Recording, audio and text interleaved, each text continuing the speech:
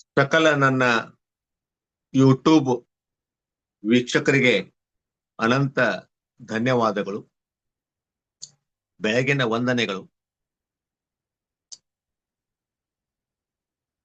ನಮ್ಮ ಕಿಚ್ಚಾ ಸುದೀಪ್ ಅವರ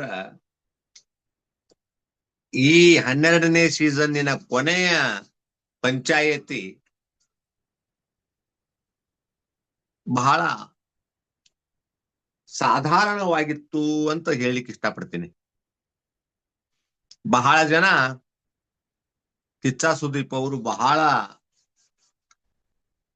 ಕೀಳಮಟ್ಟದ ಪಂಚಾಯತಿಯನ್ನ ನಡೆಸಿದ್ರು ಅನ್ನುವಂಥ ಮಾತುಗಳನ್ನು ಹೇಳಿದ್ದಾರೆ.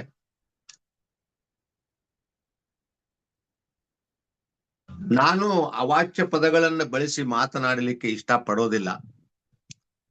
ಆದ್ರೆ ಒಂದನ್ನ ನಾನು ಸ್ಪಷ್ಟವಾಗಿ ಹೇಳಬಲ್ಲೆ, ಕಿಚ್ಚಾ ಸುದೀಪ್ ಅವರು ಬಹಳ ಸಾಧಾರಣವಾದಂತಹ ಮತ್ತು ತೂಕವಿಲ್ಲದಂತಹ ಪಂಚಾಯತಿಯನ್ನ ನಡೆಸಿಕೊಟ್ರು ಅಂತ ಹೇಳಿಕ್ಕೆ ಇಷ್ಟಪಡ್ತೇನೆ. ಇವರು ಗುಬ್ಬಿ ಮೇಲೆ ಬ್ರಹ್ಮಾಸ್ತ್ರವನ್ನ ಬಿಟ್ರು ಅಂತ ನನಗನಿಸ್ತಾ ಇದೆ. ಅಲ್ಲ, ಇವ್ರು ಯಾವಾಗಲೂ ಗುಬ್ಬಿ ಮೇಲೆ ಬ್ರಹ್ಮಾಸ್ತ್ರ ಬಿಡ್ತಾರೇನೋ ಅಂತೂ ಕೂಡ ಅನುಮಾನ ಬರುತ್ತೆ ನಮಗೆ. ಮಾತನಾಡಲಿಕ್ಕೆ ಸಾಕಷ್ಟು ಬೇರೆ ಬೇರೆಯ ವಿಷಯಗಳು ಇದ್ದರೂ ಕೂಡ ಯಾವುದೋ ಒಂದು ಚಿಕ್ಕ ವಿಷಯವನ್ನು ತಗೊಂಡು ನಮ್ಮ ರಕ್ಷಿತಾ ಅವರಿಗೆ, ಗಿಲ್ಲಿ ಅವರಿಗೆ, ರಘು ಅವರಿಗೆ ಇವರು ಮಾತನಾಡುವುದನ್ನ ಕೇಳಿದ್ರ ತುಂಬಾ ಮನಸ್ಸಿಗೆ ನೋವಾಗತ್ತೆ. ನನಗೊಬ್ಬನಿಗೆ ಅಲ್ಲ, ಬಿಗ್ ಬಾಸ್ ಅನ್ನ ನೋಡ್ತಕ್ಕಂತ ಬಹುತೇಕ ಜನರಿಗೆ ನೋವಾಗಿದೆ. ಕಿಚ್ಚಾ ಸುದೀಪ್ ಅವರು ಹೀಗ್ಯಾಕ ಮಾತನಾಡಿದ್ರು, ಅವರ ಪಂಚಾಯತಿ ಹೀಗ್ಯಾಕ ಬಹಳ ಸಾಧಾರಣವಾಗಿತ್ತು, ಅರ್ಥರಹಿತವಾಗಿತ್ತು ಅನ್ನೋದನ್ನ ಜನ ತುಂಬಾ ನೋವಿನಿಂದ ಹೇಳ್ಕೊಳ್ತಾ ಇದ್ದಾರೆ. ಕಿಚ್ಚಾ ಸುದೀಪ್ ಅವರ ಮೇಲೆ ಕಲರ್ಸ್ ಕನ್ನಡದವರ ಹಿಡಿತ ಆಯಿತು ಏನೋ ಗೊತ್ತಿಲ್ಲ. ಇವರು ಈ ಪಂಚಾಯತಿಯನ್ನ ನಡೆಸಿಕೊಡುವುದು ತಮ್ಮ ಇಷ್ಟಾದಂಗೆ ನಡೆಸ್ತಾರೋ ಅಥವಾ ಕಲರ್ಸ್ ಕನ್ನಡದವರ ಸ್ಕ್ರಿಪ್ಟೆಡ್ ಪಂಚಾಯತಿನೋ ನಮಗ ಅರ್ಥ ಆಗ್ತಾ ಇಲ್ಲ. ಏನೇ ಇದ್ರೂ ಕೂಡ ಇದು ಕಿಚ್ಚಾ ಅವರ ಬಾಯಿಂದ ಬರುವುದರಿಂದ ನಾವು ಕಿಚ್ಚಾ ಅವರನ್ನೇ ತಗೊಳ್ಬೇಕಾಗ್ತದ, ಕಿಚ್ಚಾ ಅವರನ್ನೇ ನಾವು ಹೊಣೆಗಾರನ್ನಾಗಿ ಮಾಡ್ಬೇಕಾಗ್ತದ. ಕಿಚ್ಚಾ ಅವ್ರಿಗೂ ಕೂಡ ಇದು ಇಷ್ಟ ಐತಿ ಅಂತ ಅಂದ್ಕೋಬೇಕಾಗ್ತದ. ನಾವು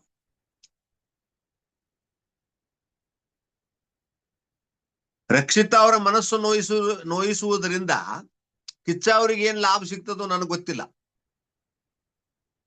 ಗಿಲ್ಲಿ ಅವರ ಮನಸ್ಸು ನೋಯಿಸುವುದರಿಂದ ರಘು ಅವರು ಅಂದ್ರ, ಈಗ ರಘು ಅವರು, ಗಿಲ್ಲಿ ಅವರು, ರಕ್ಷಿತಾ ಅವರು ಒಂದಿಷ್ಟು ಚೆನ್ನಾಗಿದಾರ, ಅವ್ರನ್ನ ದೂರ ಮಾಡ್ಬೇಕು. ಕಳೆದ ಒಂದೆರಡು ವಾರಗಳಿಂದ ಗಿಲ್ಲಿ ಮತ್ತು ಕಾವ್ಯನ ಮಧ್ಯೆ ಏನಾದ್ರೂ ಒಂದಷ್ಟು ಮಾತುಗಳನ್ನಾಡಿ ಅವರನ್ನು ಈಗಾಗಲೇ ದೂರ ಮಾಡಿದ್ದಾಗಿದೆ. ಇವರನ್ನು ಕೂಡ ದೂರ ಮಾಡಬೇಕು. ಇದು ಕಿಚ್ಚಾ ಅವರ ಮನಸ್ಸಿನಲ್ಲಿ ಐತಿ ಅಂತ ಕಾಣಿಸ್ತದೆ.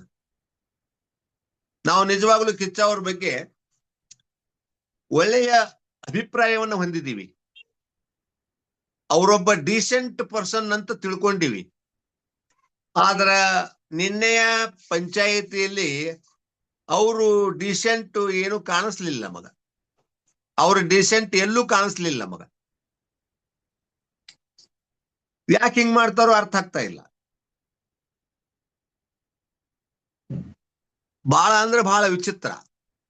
ನಿಜವಾದ ತಪ್ಪುಗಳನ್ನು ಮಾಡಿದವರು ಅಲ್ಲೇ ಎದುರಿಗೆ ಕೂತಾರ, ಅವರಿಗೇನು ಇಲ್ಲ.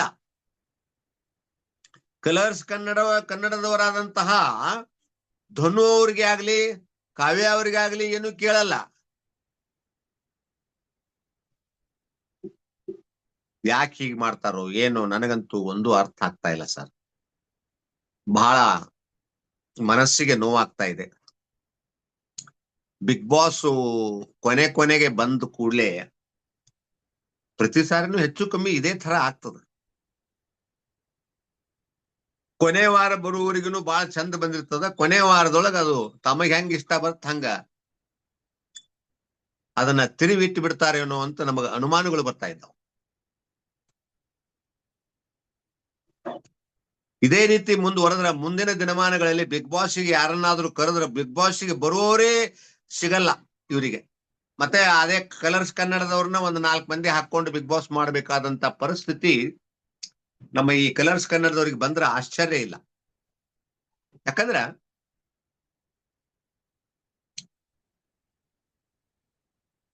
ಕೊನೆಗೆ ಯಾಕೋ ಅದನ್ನ ಬಹಳ ಕೆಡಿಸಿ ಬಿಡ್ತಾರ.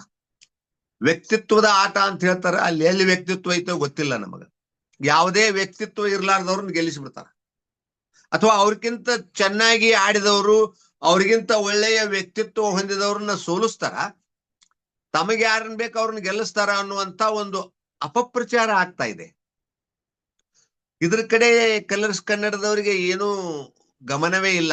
ಬಹುತೇಕ ಅವರಿಗೆ ತಮಗ ಲಾಭ ಆದ್ರೆ ಸಾಕು, ಮಂದಿ ಏನ್ ಯಾಕೆ ಅನ್ನೋಲ್ರಕ್ಕ ಅನ್ನೋ ವಿಚಾರ ಅವ್ರಿಗೆ ಇದ್ದಂಗೆ ಕಾಣಿಸ್ತದ ಅನ್ನುವಂತ ಮಾತನ್ನ ಹೇಳ್ತಾ, ಇದೇ ರೀತಿ ಮುಂದುವರೆದ್ರೆ ಬಿಗ್ ಬಾಸ್ ಅನ್ನು ನೋಡುವವರು ಕೂಡ ತುಂಬಾ ಕಡಿಮೆ ಆಗ್ತಾರ ಅನ್ನುವಂತ ಮಾತನ್ನ ಹೇಳ್ತಾ ನನ್ನ ಮಾತುಗಳನ್ನು ಮುಗಿಸ್ತಾ ಇದ್ದೀನಿ sir. Thank you sir, thank you very much.